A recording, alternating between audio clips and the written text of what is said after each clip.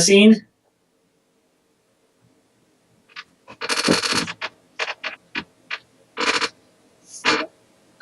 Just hold this for an hour and we'll think we're doing something.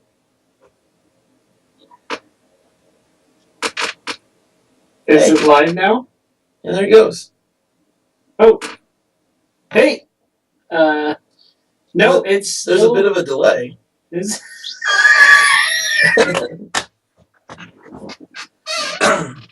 Oh, that's great. That's great. That sure makes me look fat. We're live? Are we live?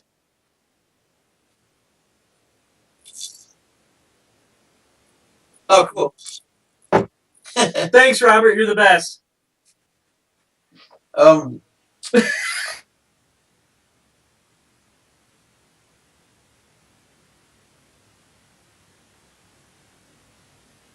Co-director of Remission. My name's Tyler Schmid. I co-wrote, co-directed. He directed more than me, though. I blame everything on him. And I ran camera for 90% of the movie. So hey guys, thank you so much for watching. We are super stoked that you guys spent an hour and a half of your Sunday night watching it. Anybody wants to ask some questions, please? I am drinking whiskey, and Josh isn't drinking anything. I'm parched.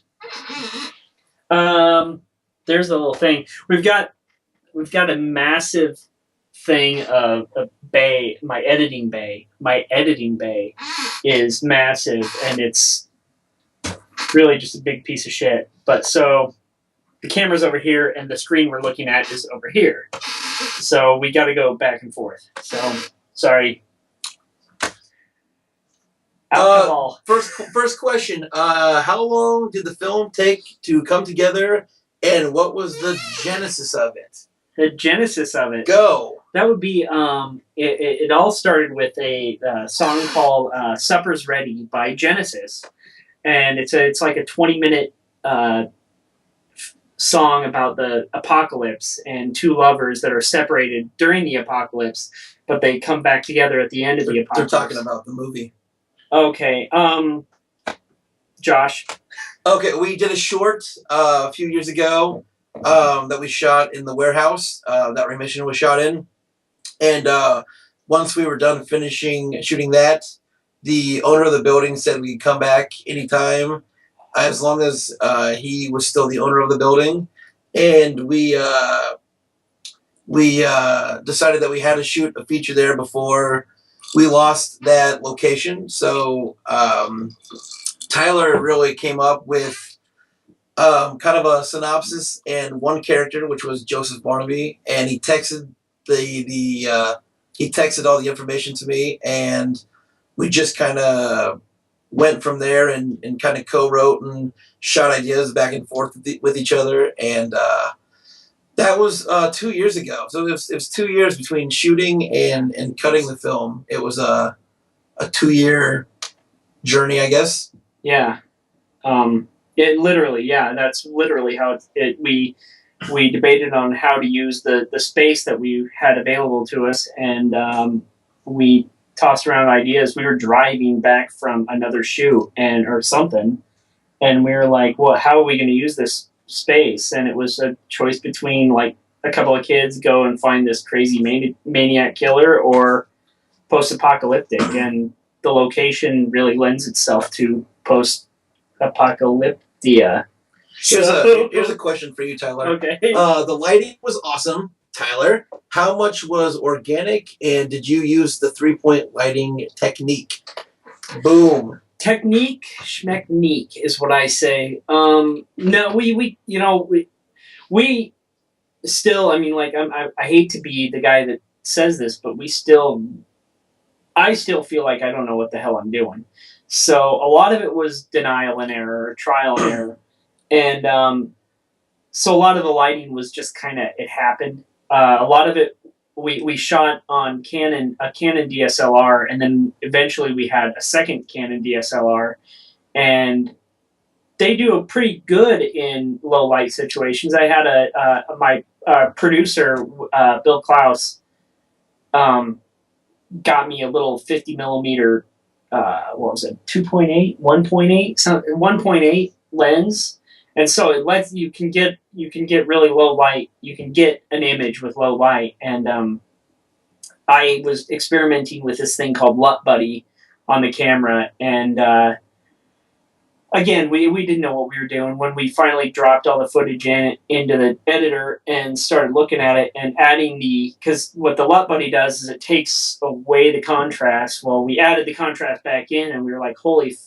F, this is really, really dark. But we were able to play with it, and I think it looks pretty good. I mean, we, for being a couple of guys that don't know what the hell we're doing, I think we did pretty damn effing good. So. We had a lot of help on the set too. There's a lot of people that showed up just answer questions. Other filmmakers that are from Lincoln and Omaha just showed up and said, "How can we help?" And lighting has been an issue for us in the past, and that was how they could help. So they were great. We could do a litany of names, but that just you guys would. You saw the credits, so that was our litany of names. Here is a question from Nathan Welch. I know you consider this a smart horror film. Did you plan from the start to focus on the struggle between the people first and the zombies second? And do you feel they created an original zombie film in a world of 1,000 zombie films? Ouch. That was a mouthful. I'm gonna have to break this down. Did you plan from the start to focus on the struggle between the people first and the zombies? Yeah, because really, we wanted to write like a character film. Like all the zombie films that I've seen, it's always about, the zombies really, and how much blood and guts you can put into it, and really it was just how can we write a character film where it focuses more on really what is the true evil in the movie, you know, how these characters react in this kind of situation versus just bringing in zombies and you want to help me out here? You're doing fine, buddy. What he said. And did we create an original zombie film in a world of 1,000 zombie films? No, not really. No, we created our zombie film in a world of 1,000 million zombie films. I think we brought ourselves into it. You know, it's a little bit me, it's a little bit Josh. We had Lisa Kavanda help us write or rewrite some of the script, and so she brought some of herself to it, and then the actors also brought themselves. So it was really, you know, I mean, like, to say that we were the writers, really you could say that like everybody helped write, everybody helped create this thing to make it its own thing. I was wondering if this question would come up, and I want to go first if you don't mind. Was there any influence in this film from John Pata's Dead Weight? Absolutely, yes. You should see Dead Weight because John Pata made a killer film. I'm going to start with that. Yeah. Second of all, we met John in Kansas City at Crypticon, and he was selling Dead Weight at that point. I personally did not see Dead Weight before we did Remission. And I did that on purpose because I didn't want to be influenced by a movie that was already kind of unbeatable.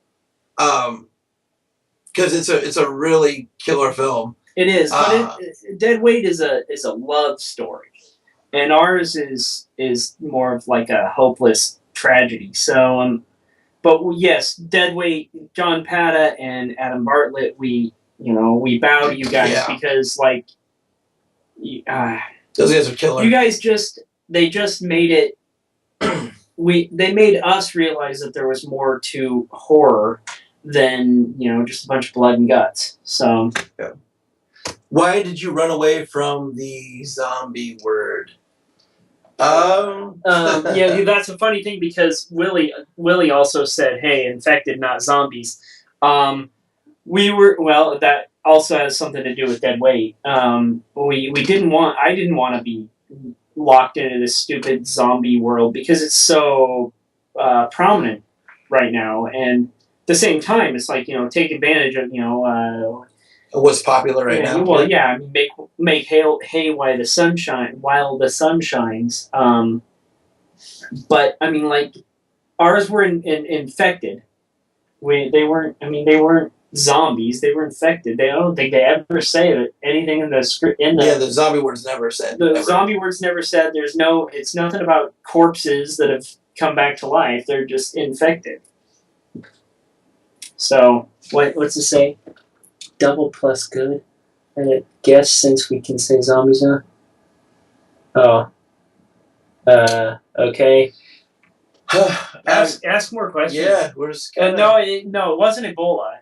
We did have a lot of conversations on set. Our friend Matt Keister was trying to decide whether or not it was a fungal infection or viral infection, and we decided that it was a fungal infection because the cold kind of put it to rest, so to speak. I do this a lot. I wave my arms too, like Muppets. Yeah, I'm like a fucking clown. Yeah. What, you think I amuse you? Sometimes. What, I make you laugh? Sometimes. Okay. Hey, it's an athlete's foot gone wrong.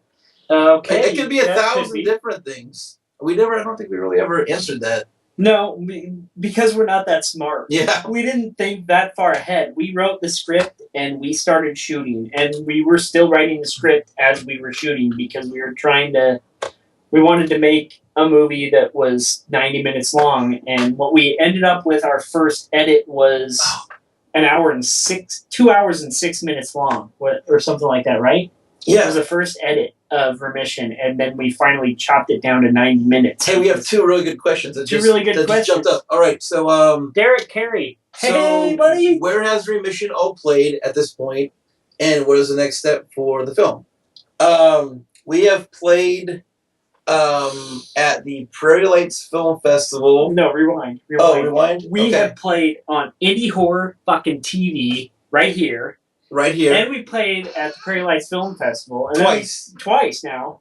And then we have also played on at Dugan's Pub in Lincoln. Yeah, that was fun. We had like 8 people. And we're in 5 days we'll be at the Drunken Zombie Film Festival in Peoria, Illinois, which we're super stoked about. We're totally effing stoked. I'm gonna get so fucking drunk. So we're hoping to play anywhere that will have us. Exactly. So okay, back to there's another question that followed that. So sorry, guys. Was making Joseph a man of God give him more of a struggle in the post-infected world he lives in? Did it give his character more of an internal struggle? Nathan Welch is asking questions that are way too goddamn smart. Nathan, stop it. Yes. Well, I mean, like, it's one of those. It was just one of those ideas. I'm going to get into this long rant. Last 2 Christmases ago, I wanted to make a short film that made people think and made people sad. And it was going to be for Christmas because that's the time of year where you think about other people's strife. And I wanted to do something about homeless people, and it came around the next year, and I hadn't done shit because I couldn't think of anything. And it just popped into my head that a preacher who has lost his faith, I mean, like, that's been done a million times, but, like, what's more sad than somebody who's had nothing but faith and hope in something and to lose it all and just let go of it all after spending their entire life clinging to that? There's nothing more sad than somebody who's grasped or held so tightly and then finally just let it go. So I don't know what else to say. I mean, there's a constant struggle with Joseph. You know, at the beginning, he wants to kill himself because everything is falling apart for him, and with his religion and him being a preacher, he can't. That's a sin to him, so he can't do that. And you see him throughout the film kind of start to lose his I guess you can say sanity, and building to the point where he can finally pull the trigger on people. It was a constant struggle for his character throughout the movie. So thank you. Thank you, because I just ramble and don't make any sense. I'm like blah blah blah blah blah. Oh my gosh! Everybody's saying stuff about the drunken zombie. Thank you guys so much for that. And sorry about a hole in the wall, Derek. Sorry. I'm sure you have written. Okay, this is I'm sure you've written down or flipped a coin about 1 million times. Who wins the stare down after the screen goes black? Okay, so here's can I you mind if I go? Yeah. You want to go? Okay. Mind if I go?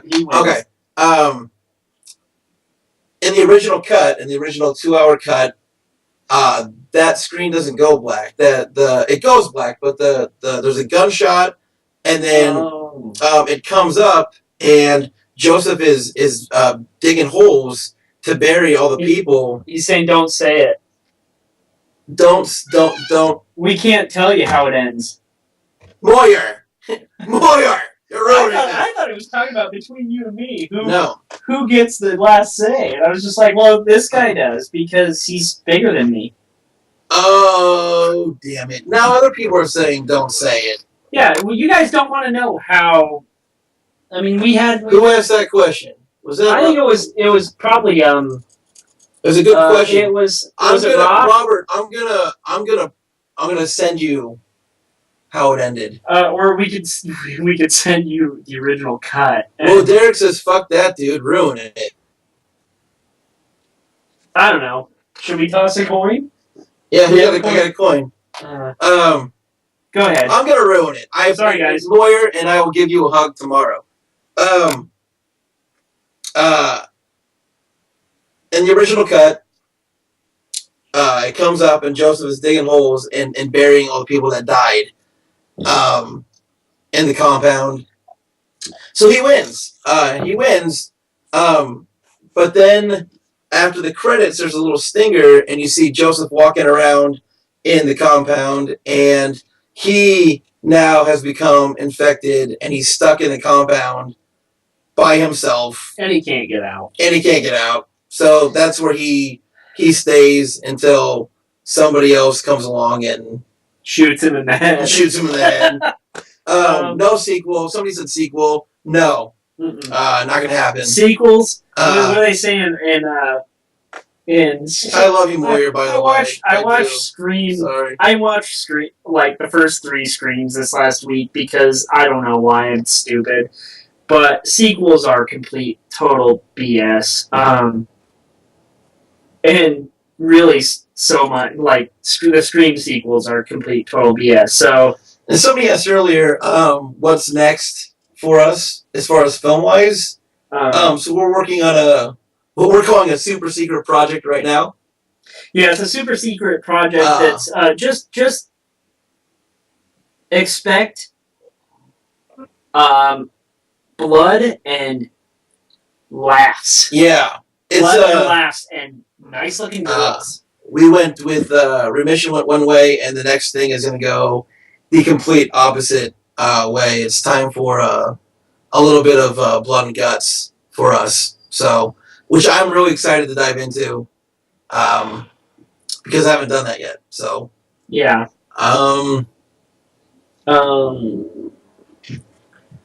Just read. What the hell? Okay. Okay. So sorry. Just trying to keep up with you guys. Best cliffhanger. I only ask because the best cliffhangers ultimately always actually have a realized story that goes beyond what's put in the film. So I'm curious. the newest cut of Remission. That's I real quick. I just want to say I like that feeling of when both guys, the antagonist and the protagonist, point guns at each other and it goes black and you hear nothing and that's the end. That kind of hole in your stomach, that kind of like you almost feel like you're just like you're gonna have to throw up or something like that. I like that empty feeling, and that's kind of what we were. I mean, like once we pieced it together like that and saw it like that, that is how it was supposed to be. Yeah, it was given to us. It was dropped in our lap. Instead of spoon feeding people the answer, we let them decide for themselves. No, note to self, Tyler likes the feeling of the terrible gut rot of eating really bad seafood. And it cleanses you. It's not puking, it's the cleanse of the gut rot bad seafood. That was in response to IndieHorror.tv saying that. Any plans to do any more shorts? Maybe. Tyler's a big fan of doing shorts. I like to kind of dive in and I like shorts and do features. I like shorts on big butts.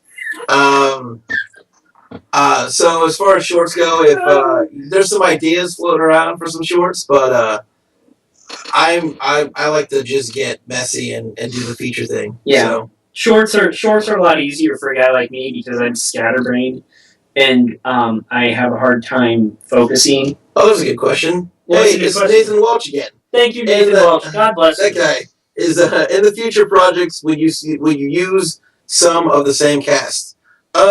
Absolutely. Yeah. For a while, we were like big on just using new people, and because there's so many talented actors, and here there's a pretty big pool to kind of reach into and snag people out of. And I like the audition process because you get to meet a bunch of new people. But we have people that we really dug working with on Remission. Yes. And anytime we have a chance to work with those guys again, Eric Moyer, we will beg you to come back and hang out with us. We will beg on our knees. Yeah. So for Eric Moyer. And he's in the chat too, guys. So, everybody say hello to Eric Moyer. Hey, Eric Moyer. So short answer, yes, we will reuse. No. Oh no. Oh, the whiskey has spoken.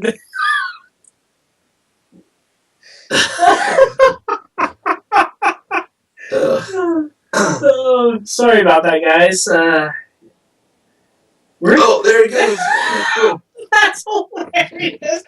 We're gonna get to see this. This is gonna be on YouTube, right? Yeah. Oh god, that was hilarious.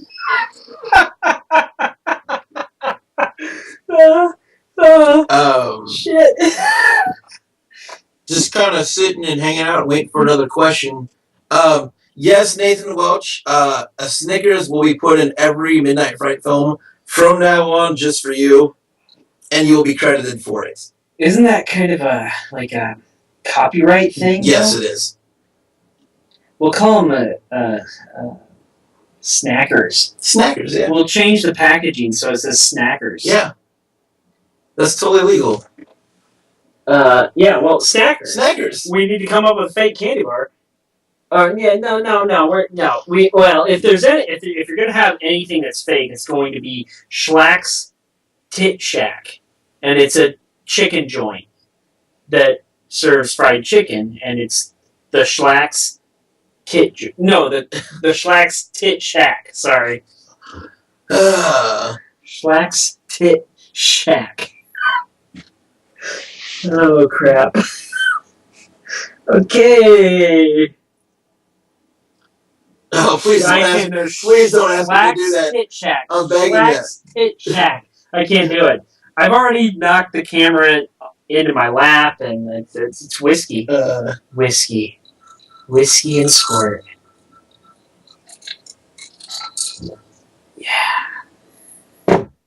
If we got paid every time he said whiskey, we'd have money for the next movie. Yep. Oh boy. I can't help it. It's funny. And now we're watching it. We're on a super time delay. This is great. Here's a good question. Thank you, guys. How are you planning to fund the next film? You know, we fund everything out of pocket. And, yes, we do.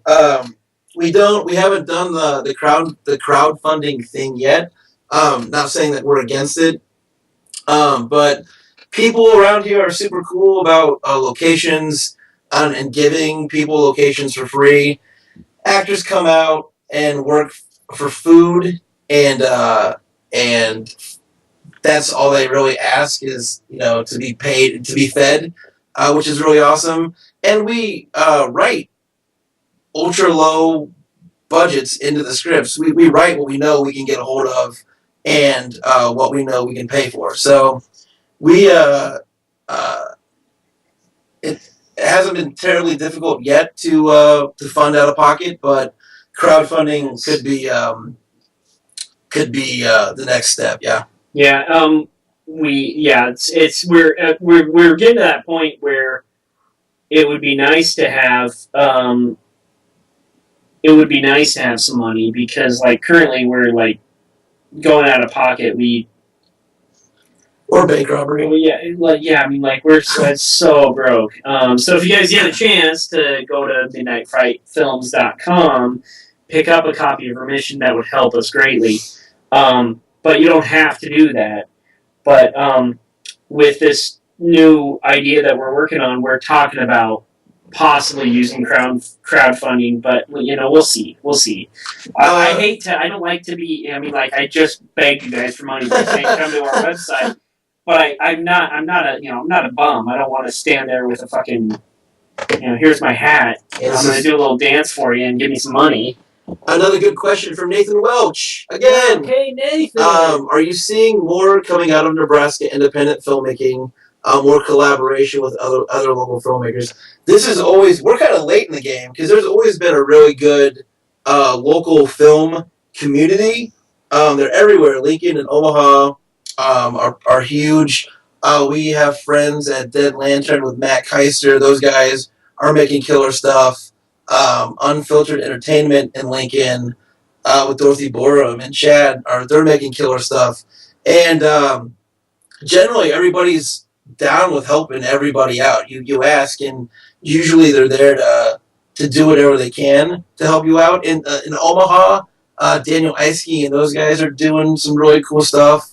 So those are the horror filmmakers in Nebraska. Those are the ones that that I know of. And then there's other filmmakers that are doing things other than horror, and they're doing just fucking fantastic. Yeah, everybody in Nebraska is killing it. Yeah, I mean, like, Nebraska has a nice little pocket, and when I say little, it's not really that small considering how small the population of Nebraska is. There's a good group of people, filmmakers. So, another question. I just want to read down and say, Derek Carey, little shout out.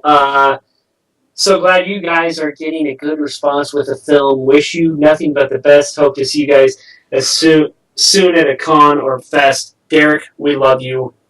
Derek has helped us with some of the editing. Just gave us some good ideas. So I just want to say, I love you, Derek. You fucking rock. For this film, any plans to get distribution, or do you want to retain control and self-distribute? Right now, we're self-distributing off the website.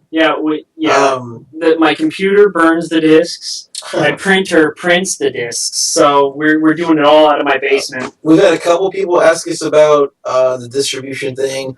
It seems kind of everybody that we know of, independent-wise, are just kind of going the self-distribution route right now, but I wouldn't, if somebody comes up and talks distribution, I would open my ear to that. I'll call a lawyer first, but and any future Willie, our producer, executive producer, is asking any film festivals for Remission after Drunken Zombie. Not yet. Currently, no. We were really, really freaking excited that Drunken Zombie accepted us. Like, we were under the impression that we hadn't gotten in, and we were going through this thing called Film Freeway, and Drunken Zombie hadn't put their... they hadn't finalized things through Film Freeway, so Film Freeway just said, oh, you weren't accepted. And so I was like, oh, crap. I didn't get accepted again. Poor me. And then a week later, we got an email from Drunken Zombie saying that we were accepted. So we have submitted to about 10 more that we're waiting to hear for. So hear from. Hopefully. Yeah. Yeah, let's hope. I mean, like, I think we have something... and, you know, a lot of the people that are seeing this director's chat had a lot to do with us getting this thing done. And so they know how we feel. We feel like we have something. And it's a lot more than nothing. Anything's a lot more than nothing, but we feel like we really have something here. And it's just like we're just so blessed by all of the help and all of the talent that surrounds us, and it's just like, it's amazing. Just, you know, it's amazing to see that you can do something. We don't have fancy little degrees from fancy little schools in fucking California or whatever. We're just a bunch of schlubs in Lincoln, Nebraska that have heart and have a passion, and we, you know, we're just trying, and, you know, that's 90% of it. So while waiting for the next question, somebody told me that, like, I touch my face a lot when I talk. And now I'm watching this back, and I touch my face a lot. So I apologize for that. Well, I'm doing this a lot. It's too bad you just missed the cutoff for... well, we got an extension, but I think we still kind of got... You know, I think we still kind of dropped the ball by... having them give us an extension. I think they were just being... I don't know. Yeah. Pat and those guys... I would like to resubmit, but, you know, I think that I'll be... By that time, we'll be way too big for... No. Well, hopefully by that time we'll have something else kind of in the can. And, but I am begging... Those guys. Yeah, I want to go hang out with Pat and those guys. Yeah, it's like... anytime. I went there for... I don't know, 2012, and a Midnight Fright short played, and my thing, the guy who cried wolf played. And I have never been in the presence of such brilliance. The only other time that I was in the presence of such brilliance, there were 3 other times. I'm going to turn this into a big rant. The other time was at the IndieHorror.tv's anniversary party last November. That was fucking brilliant. The people were fucking brilliant. The next time was the set of Remission, which I should have probably said the set of Remission before. Anyhow, set of Remission, brilliance. And then Crypticon in Kansas City, brilliance. I was surrounded by complete brilliance 4 times in my life. Maybe 5. I don't... But those are the 4 that I can remember. I'm feeling way more social than normal. It's the whiskey. Oh, here's another great question from Nathan Welch. Should local artist Nathan Welch do a Remission canvas? We wish you would. Yeah. For F's sake. If you get a chance, check out Nathan Welch's art on Facebook. Yes. Because it's the shit. His Welch. He's got great art.